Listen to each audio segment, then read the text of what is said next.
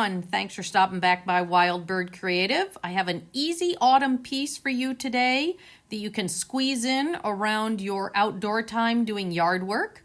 I have my stamp pads with the colors that I want already chosen, and I'm just going to use a makeup sponge and this stencil that I got from AC Moore, I think. I don't even know how long I've had it. But you can use whatever type of leaf stencil you have. And just grab a makeup sponge. You can get them at your supermarket. They're really handy because you can get into tiny details and just hit the spots that you want. So I started with orange just because it was the one there.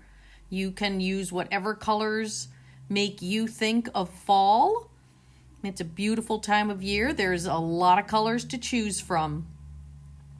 So I've got this chalk box one that's, it's a nice maize yellow color. And I'm using the same sponge because I don't mind if the colors blend a little bit. I mean, red, orange, yellow, they work well together. So let's see if we can get the top off this one. I'm just going to do these little maple leaves and some of these other, generic leaf shapes. I guess they might be elm leaves. Doesn't really matter. This is just to have an interesting background, break up that little scrap of sheet music that I have. Now this time I'm going to use the side because I really don't want the red and the yellow and the orange in here with this color. And this is just add a little bit of accent. Not all leaves are bright and colorful. Some stay green, some go brown. Especially this year, they seem like they're going brown very, very early in my neck of the woods. But there we go. Just a nice, quick background. All I have to do is wash out that makeup sponge when I'm done. So let me get these out of the way and bring in my 5x5 background sheet. And I'm just going to center this right on there. Let's get a good coating of glue on here. If you want and you have a sewing machine, you can certainly stitch this on. I have a sewing machine, but it seems like too much work to drag it out unless I'm going to be doing a lot of stuff. So let's lay this so that the musical score is going vertical. Now just press this down. Now I tore this piece of sheet music so I have a nice raggedy edge and I like that. Just adds a little bit of interest. And over here I've just got some scraps that are all in the same color palette. They work really well together.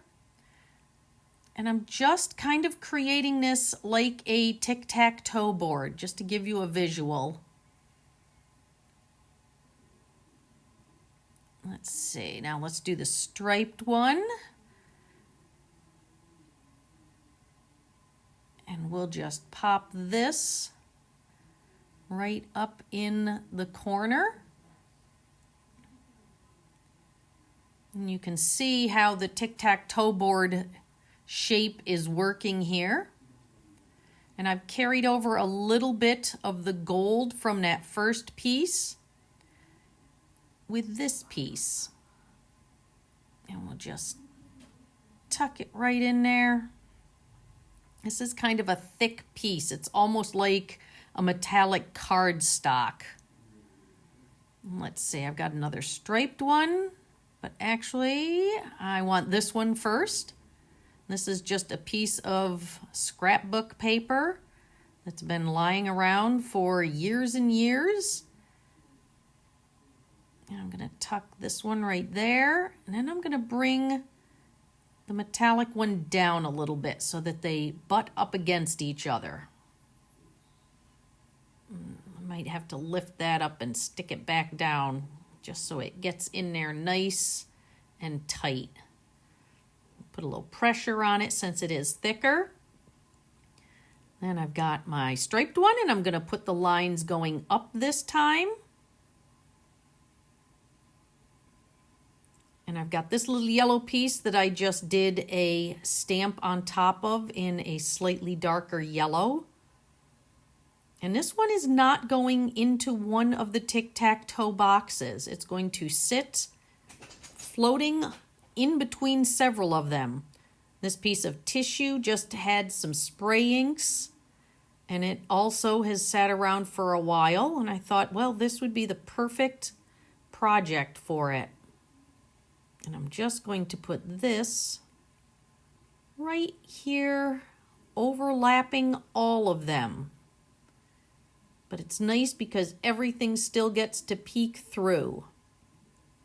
And finally, what I've got is just a tiny piece of text. And I'm just going to pop this on here. And there you go. It's done. I mean, 9 pieces, not very many. You can do this easily. I mean, this was under 10 minutes. You know, it's important that you make time for yourself. No one else is going to insist that you get your supplies out and get creative. You have to do it, just like you're in charge of what you eat and whether you exercise and how much hydration you get every day. But make time for yourself. Start creating. Make something simple like this. Use whatever stencil you have. It's all good. It's important. It means something deep in yourself to get those creative energies going. I hope that you'll pull your supplies out, and I hope you will have a wonderful upcoming week. Be kind to yourself, speak kindly to yourself, and thanks for stopping by. Wild Bird Creative.